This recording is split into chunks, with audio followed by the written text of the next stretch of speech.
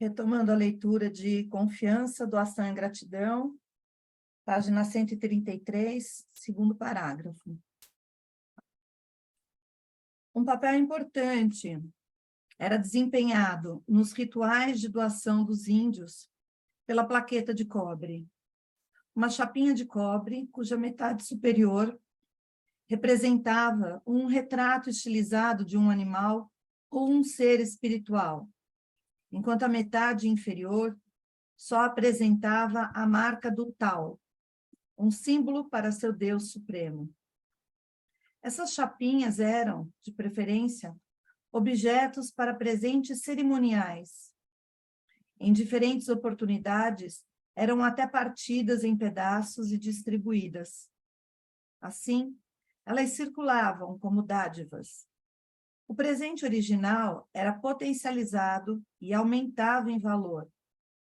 Quem não pensa, nesse caso, em Osíris no Egito, Dionísio em Creta e na Grécia, Baco em Roma. Deuses que foram cortados em pedaços, mas que, com isso, atingiram uma vida superior? As chapinhas de cobre eram portadoras de uma corrente espiritual que alimentava, ligava e inspirava os clãs. O espírito da dádiva aumentava porque o corpo dessa dádiva era consumido.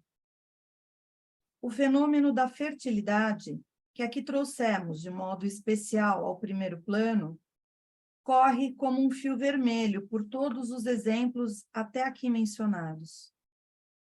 Nos primeiros deles, tratou-se do movimento, e nós constatamos que a ingestão da dádiva reside no próprio movimento. Dádivas que não são usadas, colocadas em movimento, se perdem. No entanto, a dádiva que é presenteada adiante continua existindo em abundância. Em Contos de Fadas, aparece várias vezes o tema das duas irmãs que recebem, ambas, um presente de casa. Uma recebe pão em excesso, porém guarda-o para si mesma e come-o sozinha, apesar de estar perante a fome de outrem. Ela alimenta com a comida somente a si mesma. Sua refeição, porém, na verdade, termina em fome. A outra irmã só recebeu muito pouco. Ela partilha esse pão com um faminto. Mesmo assim, fica saciada, pois é por outro caminho que ela recebe a alimentação de que necessita. Aquilo que é passado adiante continua a alimentar. O que é amealhado nutre uma única vez e cria fome. É como no amor, este também só aumenta na medida em que se doa mais dele.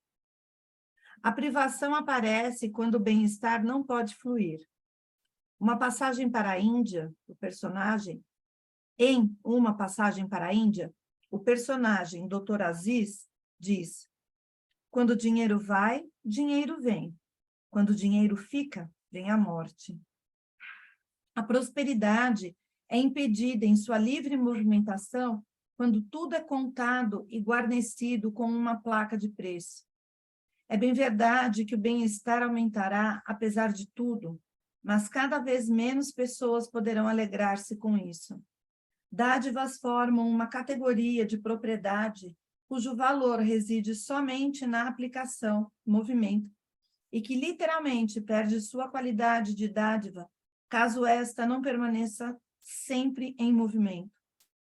Quando dádivas são compradas ou vendidas, elas modificam sua natureza, tal qual acontece com a água quando se resfria em gelo. As sociedades capitalistas modernas podem ser ricas, é verdade, mas expõem a si mesmas à privação. Quando bens materiais estão disponíveis em excesso, a privação precisa assumir a função de limites. Se o oxigênio estiver suficientemente disponível, mas seu livre acesso aos pulmões estiver bloqueado, estes se queixarão da privação. Se o comércio estiver esterilizado e não deixar que se forme nenhuma ligação entre as pessoas, se não soar o lema possuir significa doar, e sim, quem possui mais sobrevive, então a fortuna não se movimentará mais, vindo a acumular-se em poucos lugares. A fortuna pode tornar-se escassa, apesar do aumento geral. Quando os bens se movimentam na direção do mais alto lucro, em qual direção se movimenta a atitude de dar? Ela se dirige para o lugar vazio, para onde está aquele cujas mãos permaneceram vazias durante o mais longo tempo. Mestre Eckhart, o místico, diz: deixem-nos emprestar vasilhames vazios. A atitude de dar considera atrativa toda pessoa que se posta com uma tigela vazia não pertencente a ela. Esse tema, que aparece em muitos contos de fadas e narrativas populares, é a expressão de uma verdade esotérica.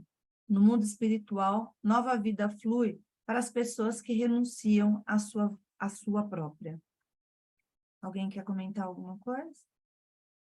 Eu acho isso um princípio tão espiritual esse, né? Que é a questão da prosperidade, né? Essa coisa de você juntar, juntar, juntar, juntar, como que isso não traz prosperidade. A prosperidade, ela é fruto de movimento, né? De doação. Às vezes é difícil de compreender isso, mas eu não sei, ao mesmo tempo a gente precisa de observar isso na vida, né? Na prática é algo que é muito interessante, assim. É muito espiritual isso, muito. Eu fico sempre pensando nos ciclos mesmo, Cíntia, né? No quê? Assim, nos ciclos também, porque se eu dou também aquilo que eu não tenho, eu adoeço. Então, essa entrega, esse dar ou esse doar que a gente está falando, ela pressupõe também uma consciência. Uma coisa é repartir o pouco que você tem, ou aquilo que você tem, né? Mas quantas vezes a gente entrega para o outro algo que a gente efetivamente não tem, sabe? Seja no trabalho, nas relações, não estou só falando de coisas materiais, né? Mas às vezes você tira de um lugar, não observa a si, e isso também pode adoecer, né? Sabe? Entendi, mas aí você foi porque quando ela está falando aqui do princípio da prosperidade, é outra coisa, né? Ela está dizendo da movimentação dos bens, né? Sim, Não é você guardar para si. Que o guardar para si, inclusive, pode trazer escassez, né? acho que está falando muito do acúmulo, que é algo que a gente tem É, visto, né? E hoje, se for olhar no mundo, várias reportagens trazem a quantidade de pessoas, porque são algumas pessoas ou algumas corporações que detêm um percentual elevado da riqueza do mundo e está dentro, quer dizer, não são nem estados, não são países, né? São empresas representadas por pessoas, essas pessoas têm uma série de negócios, seja na área de comunicação, na área de produção, tal, e é sempre vindo da mesma, essa concentração já acontece há muito tempo, né? uhum. Toda a sequência. Na segunda série de exemplos, relativa à circulação das dádivas, em realidade, o tema da fertilidade também já veio à tona. Esses exemplos trataram principalmente do fenômeno em que, numa circulação, a dádiva desaparece por algum tempo da vista dos participantes.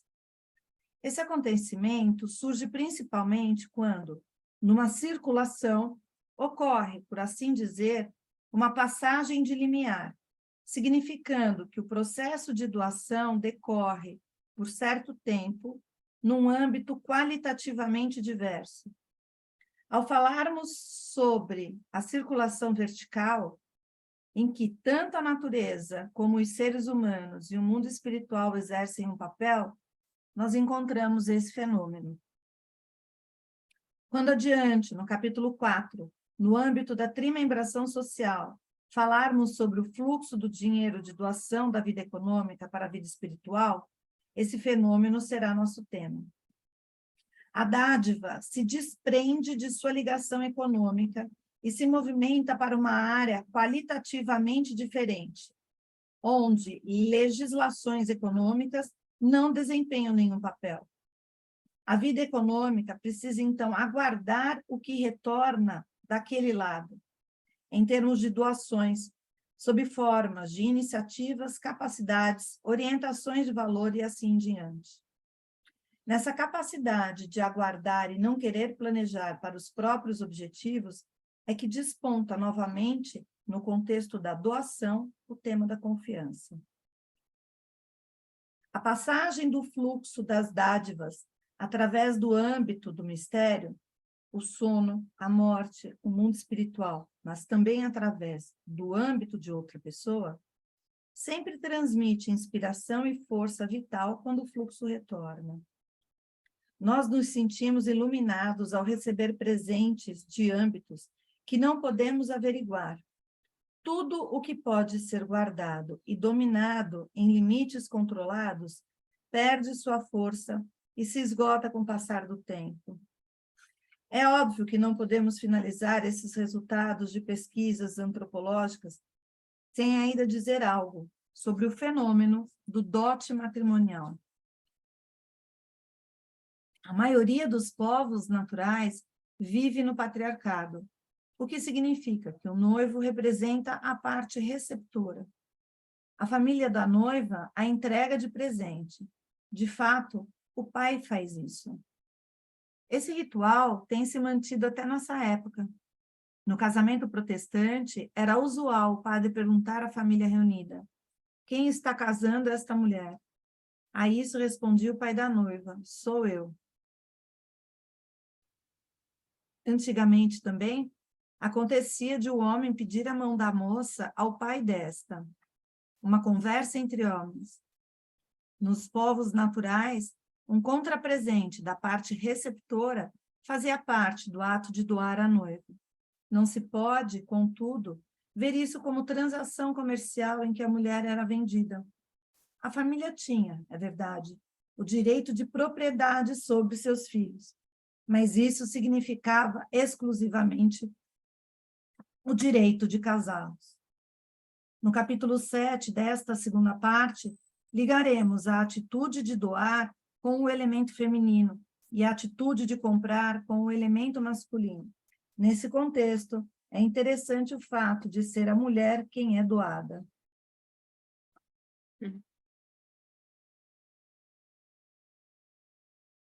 Sem comentários. Nos exemplos fornecidos até agora, o doar sempre era ligado à continuidade do fluxo vital, conforme este flui pelo clã ou pelo povo. Isso se expressa no ritual do dote.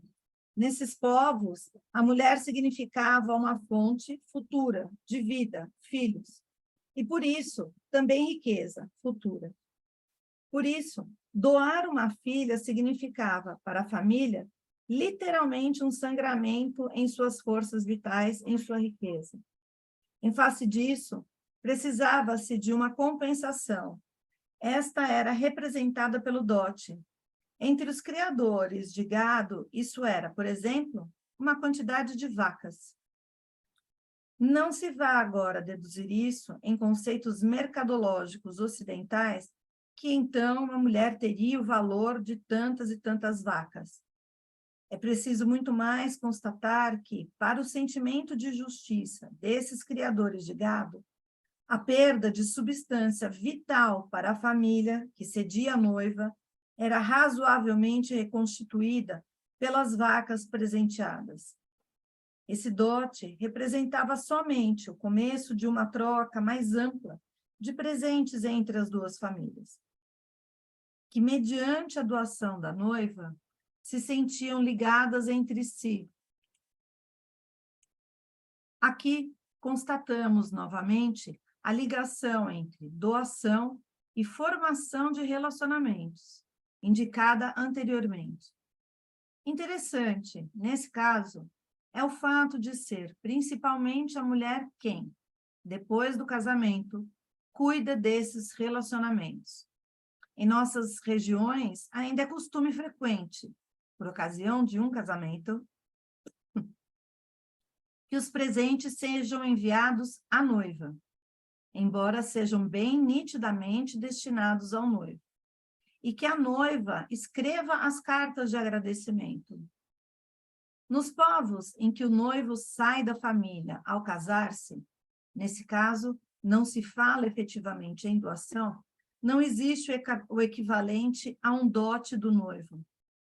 Aparentemente, não se trata aí de um sangramento que precise ser compensado. Procuremos agora, lançando um olhar abrangente sobre tudo que foi apresentado até aqui, responder a seguinte pergunta: o que todas essas análises antropológicas têm a dizer-nos sobre a atitude de doar? Procuremos ler as imagens apresentadas até agora, defrontando-as com os atos de comprar e vender. Já fizemos isso no primeiro capítulo desta segunda parte, e também no decorrer do capítulo atual. Vocês conseguem fazer?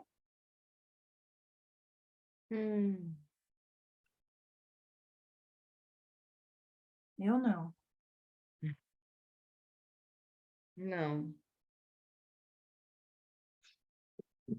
Chegou a Andréia. E acho que a Leila conseguiu conectar. Consegui, estou aqui. Oi, Leila. Oi, Oi, Leila. Andréia. Não Estão dando consigo, não. Eu sequência. ainda acho bem... Para mim, ainda está... Então, vamos lá. Nós partimos do pensamento estático sobre posse. Tal é comum em nossa época. Quando essa posse, por meio de investimento, é colocada em aparente movimento, o lucro obtido precisa ser juntado novamente à posse. Podemos ilustrar essa situação por meio de um ponto com um eventual movimento centrípeto. Ora, quando a atitude de doar interfere nessa posse, surge um movimento centrífugo. A posse entra em movimento com um vetor na direção do outro, na direção da periferia.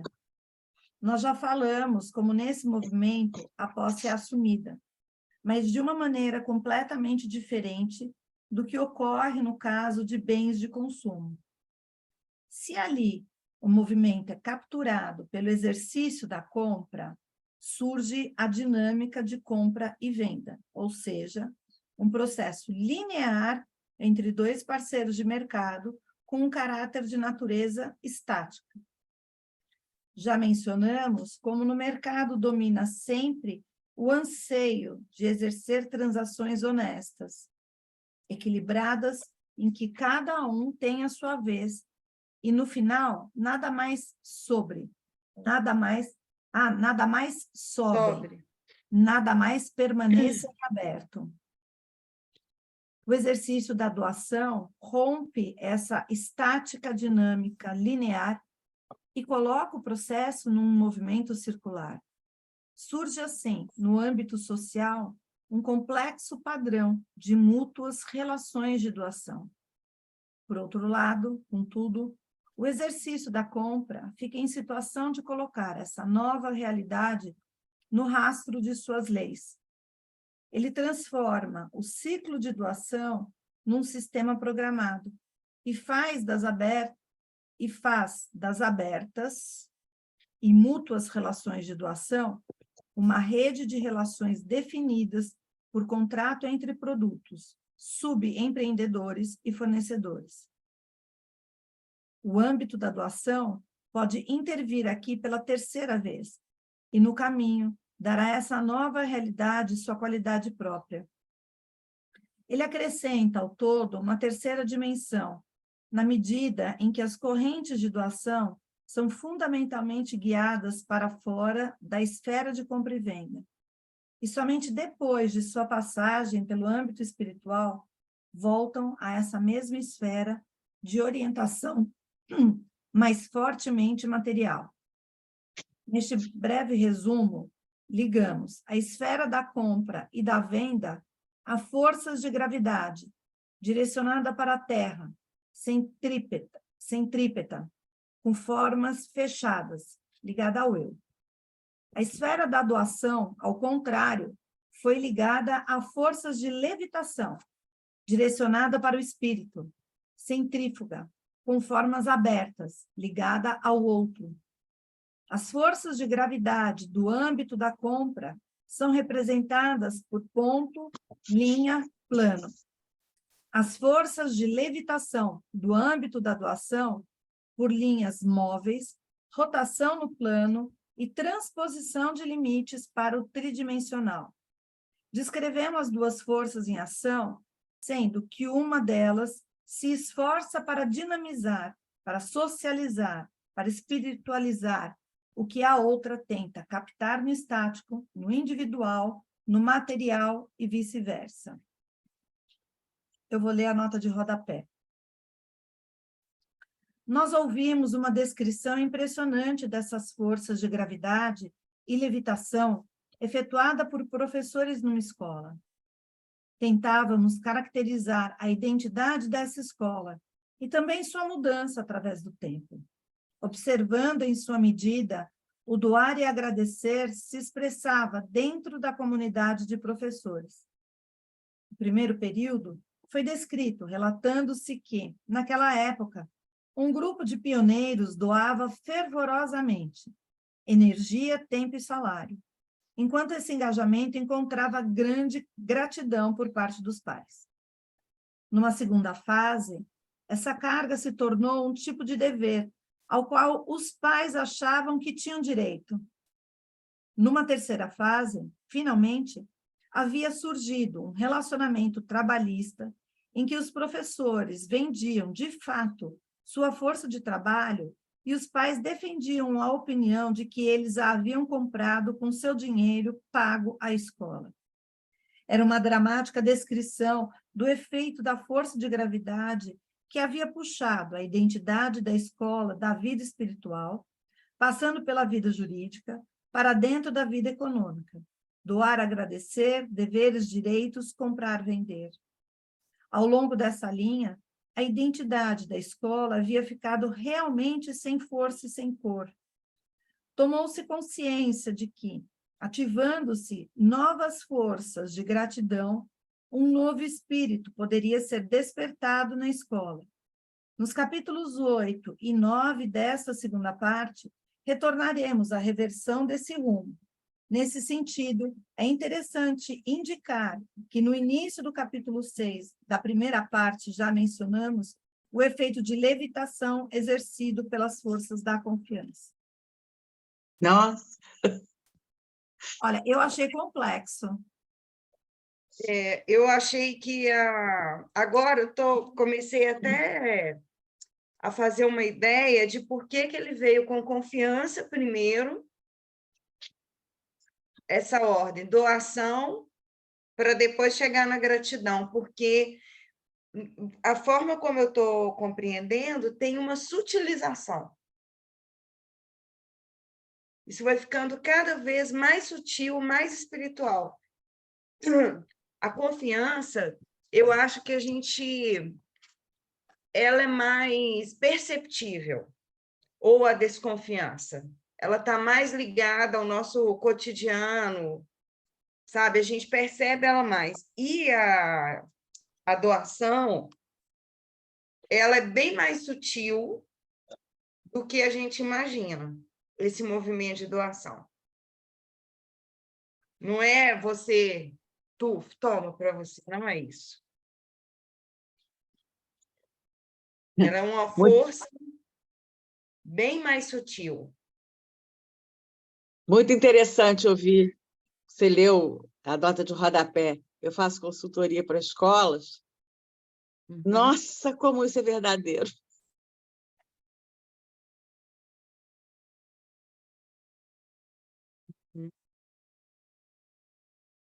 Eu fico...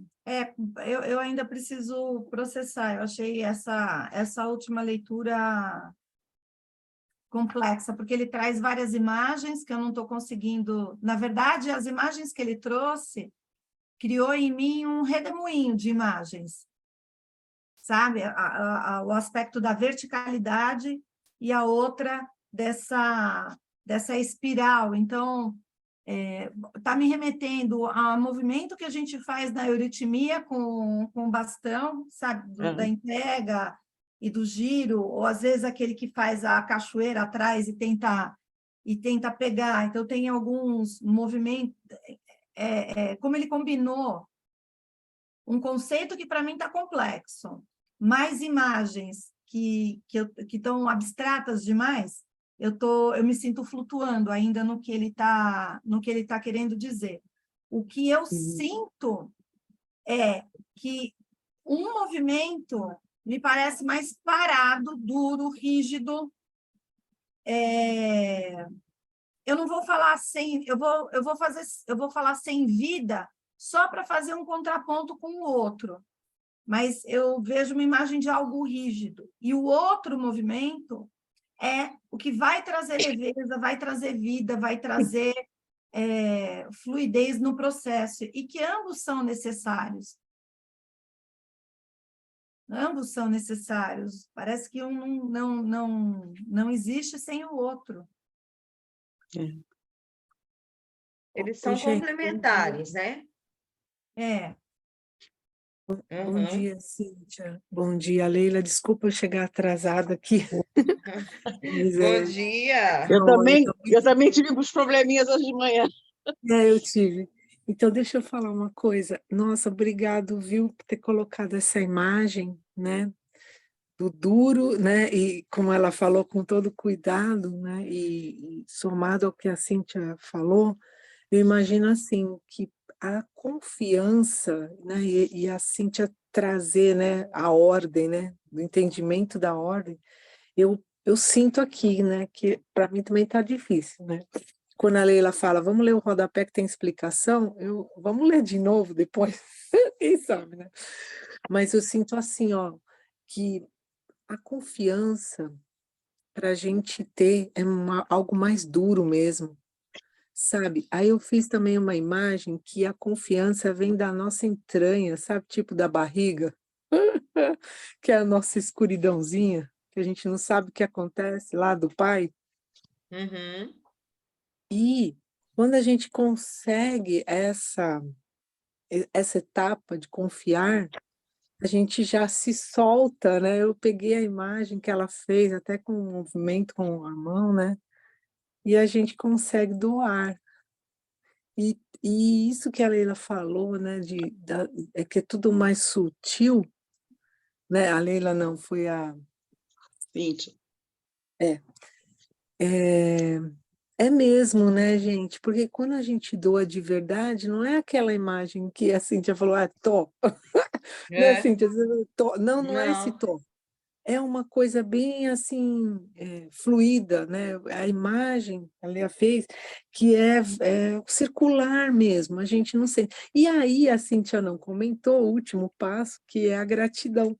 Porque quando a gente faz isso de uma forma bem, né, nesse lugar sutil, né, que vocês falaram aí, a gente fica grato mesmo, né? Porque daí só milagre vem para nós, né? Só milagre, gente. É um negócio impressionante. Eu não sei se estou me sabendo expressar, mas é bem impressionante esse negócio, viu? Muito obrigada pelas imagens. É complexo. E, ô Leila, será que a gente podia ler de novo o rodapé? Porque a Leila viu alguma coisa que a gente não viu, gente. Eu, pelo menos, não alcancei o que a Leila falou. Claro, vou ler de novo. E Lê. eu queria complementar ou incluir, Andréa, a questão da integridade, porque como a Cíntia estava falando na questão da sutilização, e acho que a gente está trazendo esse aspecto da doação, não sei se para uma conexão espiritual, mas ele precisa, eu acho que esse retorno que você está falando, esse fluxo, é se ele efetivamente estiver, e ninguém vai saber se está ou não, só eu vou saber, se ele realmente estiver alinhado comigo de uma forma íntegra.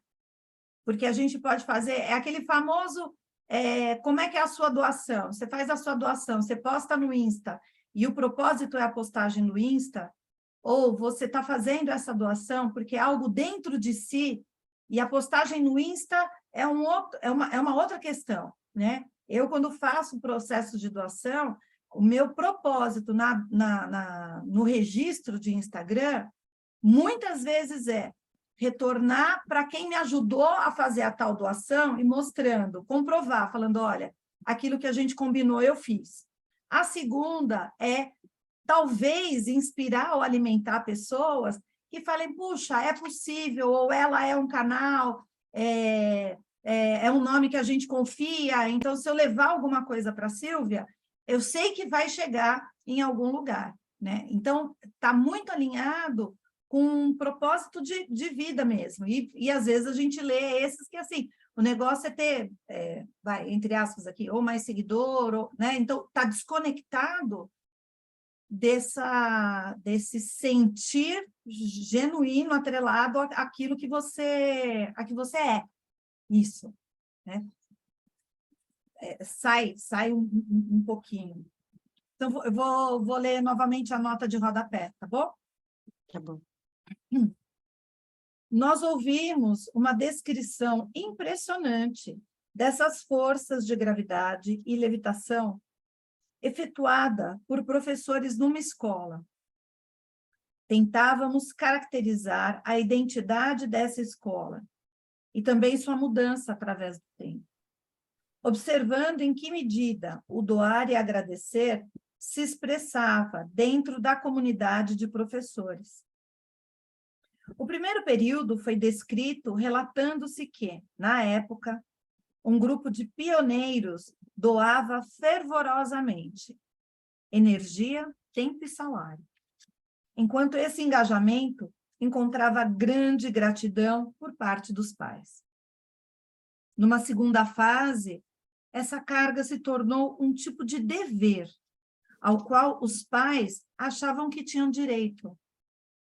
Numa terceira fase, finalmente, havia surgido um relacionamento trabalhista, em que os professores vendiam, de fato, sua força de trabalho, e os pais defendiam a opinião de que eles a haviam comprado com seu dinheiro pago à escola. Era uma dramática descrição do efeito da força de gravidade que havia puxado a identidade da escola, da vida espiritual, passando pela vida jurídica, para dentro da vida econômica. Doar, agradecer, deveres, direitos, comprar, vender. Ao longo dessa linha, a identidade da escola havia ficado realmente sem força e sem cor. Tomou-se consciência de que, ativando-se novas forças de gratidão, um novo espírito poderia ser despertado na escola. Nos capítulos 8 e 9 desta segunda parte, retornaremos à reversão desse rumo. Nesse sentido, é interessante indicar que no início do capítulo 6 da primeira parte, já mencionamos o efeito de levitação exercido pelas forças da confiança. Então, veja se... Vamos lá.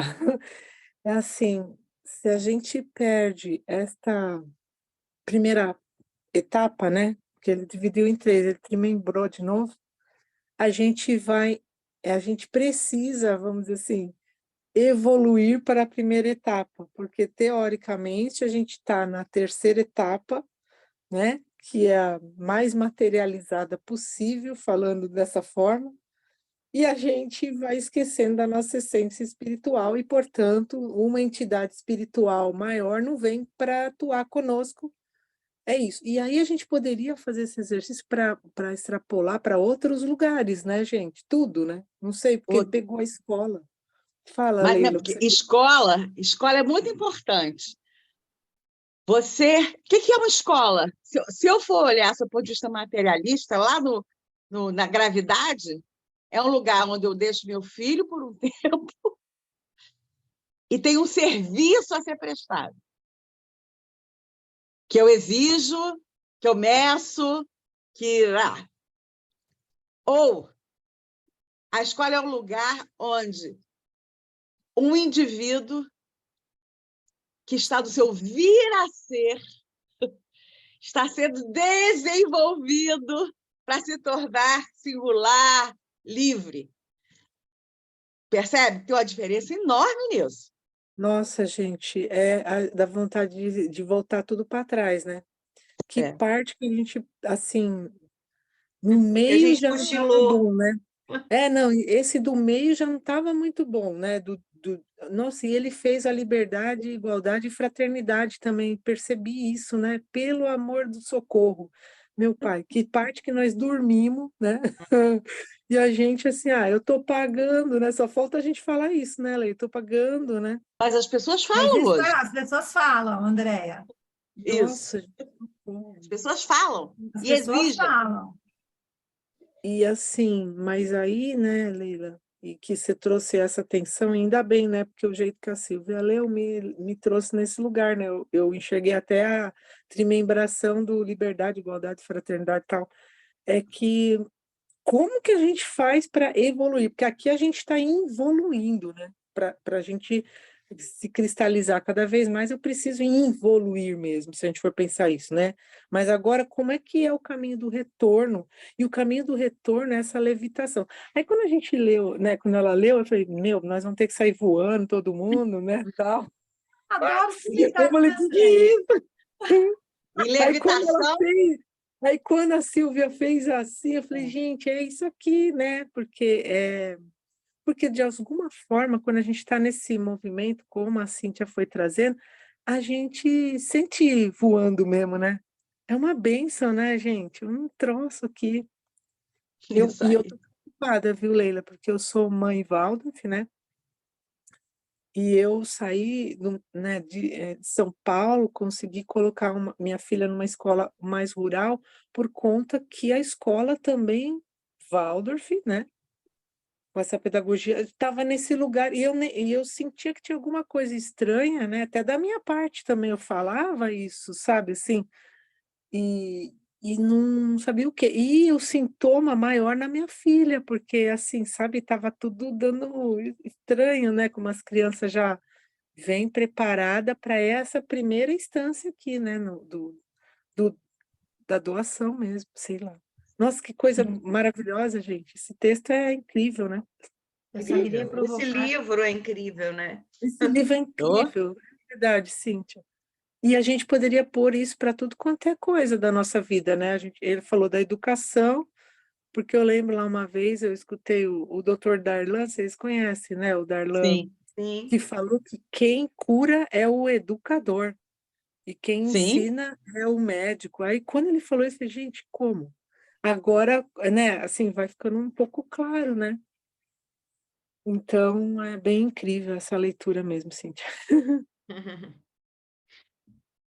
Eu não sei se vocês leram, mas eu vou precisar sair 5 minutos antes das 9, tá bom? Tá. Seguimos no capítulo 3, É. análise do atual panorama da doação. Nós descrevemos como, no decorrer da história, uma cultura da doação, para a qual a terra ainda era maia, ilusão, se transformou numa cultura da compra, que esqueceu o espírito. Olha o que você acabou de falar, André. Gente, incrível isso, né? Me arrepia aqui, Cíntia. Meu Deus do céu. Deixamos claro que essa cultura da compra irá ficar presa em sua unilateralidade e irá afundar, caso não venha a ser impregnada por uma nova cultura de doação. Nos capítulos seguintes, tentaremos proporcionar um fundo real a esses pensamentos. Para isso, devemos, primeiramente, mostrar todo o panorama relacionado com doar. Se quisermos movimentar-nos nele com consciência... espera só um minutinho. Com consciência, precisaremos reconhecer muito bem o que lhe pertence e o que não lhe pertence. Com isso, perceberemos a diferença entre situações em que nos deparamos com resquícios ou formas decadentes e caricatas do antigo hábito de doar, e aquelas em que já encontramos indícios de uma nova prática de doação. Constatar essa diferença não é fácil. Muitas vezes, a diferença entre o antigo e o novo modo de doar não reside tanto em conteúdo e forma, e sim muito mais em consciência e objetivo. Ai, que lindo! Demais, Silvia. Eu falei de novo. Desculpa aí a Socorro. emoção, gente, socorro. Socorro. Constatar essa diferença não é fácil. Muitas vezes, a diferença entre o antigo e o novo modo de doar não reside tanto em conteúdo e forma, e sim muito mais em consciência e objetivo. No presente capítulo, porém, ainda daremos pouca atenção a esse ponto de vista. Primeiramente, dedicaremos nossa exposição, o mais objetivamente possível, ao panorama ricamente variado que a pessoa que doa sabe criar. O espírito da linguagem nos proporciona uma primeira orientação nesse panorama. Nós conhecemos as palavras dar, doar e sacrificar. Elas englobam toda a escala que vai, desde o pequeno apoio que nós damos a alguém, passando por depositar confiança até o sacrifício da própria existência. Dar é, na maioria das vezes, algo comum, embora essa palavra possa igualmente referir-se a outros níveis, como, por exemplo, na oração, o pão nosso de cada dia, dai-nos hoje. Ela se movimenta primariamente no plano material. Com o ato de doar, nós entramos muito mais no âmbito da alma, enquanto o sacrificar se eleva às alturas do espírito. Nossa, gente do céu, que coisa bonita isso. Dar, doar e sacrificar. Essa escala quase, né? É uma escala. Como que às vezes a gente dá achando que a gente está doando? E é diferente uma coisa da outra. Né? E o sacrificar no último... Nossa, Não, e o sacrificar no último, lembrando que é o sacro ofício. Então, assim, eu preciso estar sempre me, né, doando, porque no final esse é o meu sacro ofício. O que eu recebi de talento de graça, né? Eu tenho que doar, porque esse é o meu sacrifício. Então, gente, socorro. Vai, fala aí, Silvia. Estou dando até dor de barriga. Não, É verdade. Ai, ai. Vai dar dor de barriga quando a gente identificar em que ponto a gente está individualmente, né? Aí você acha que está fazendo, né? Quer dizer, a minha fala anterior, eu faço isso, eu faço aquilo, posso, tal. Aí vou ler o negócio e vou ver que eu estou lá super na matéria, falando, oh, caramba, olha o auto-engano aí, olha olha como você está achando que você está num caminho, mas não está, na verdade, né? É interessante que me passou aqui, só fazer esse comentário, porque depois passa batido. A gente vê muito essa questão do sacrifício quando, não sei se vocês já tiveram essa experiência, mas nas constelações, né? Quando você faz uma constelação, como que você consegue perceber a sutileza, às vezes, de um sacrifício nas relações que se colocam, né? Principalmente essas relações familiares, né? A pessoa se sacrifica em honra a uma família, em honra, né, a todo um sistema, vamos colocar assim. Isso fica bem perceptível, né? Também E queria... o sacrifício maior do Cristo, né, também, né? Mas queria também trazer uma imagem para ajudar, né? Todo fogo está ancorado na matéria. Precisa ter uma brasa, precisa ter um carvãozinho para o fogo existir. E lembrando que o fogo é é o espiritual mais over, né? Tipo, Exatamente. esse maior, vamos dizer, a nossa maior meta de evolução, né? E Isso, mesmo ele tem que estar na brasinha, que é bem em evolução. Nossa, gente. que tem que estar ancorada.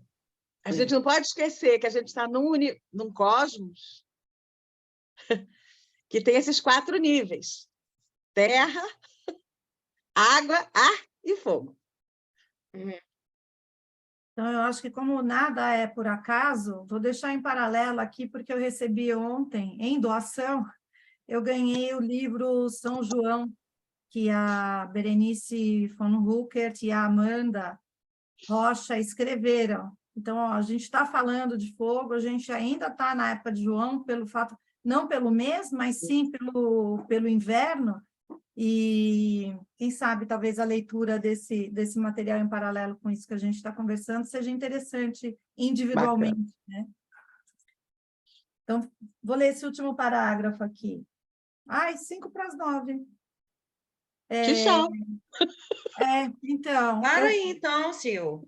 vou parar aqui. Então, a gente Eu está faço o verso de novo. Tá, a gente Isso. parou na página 141, do segundo parágrafo, que começa com doar e sacrificar. Isso. Legal. Obrigada. Ótimo. Gente, muito obrigada. Vou ler o verso de novo, Quero Andréia. ouvir, quero Eu fiz o calendário da alma de hoje, né, da semana no Hemisfério Sul.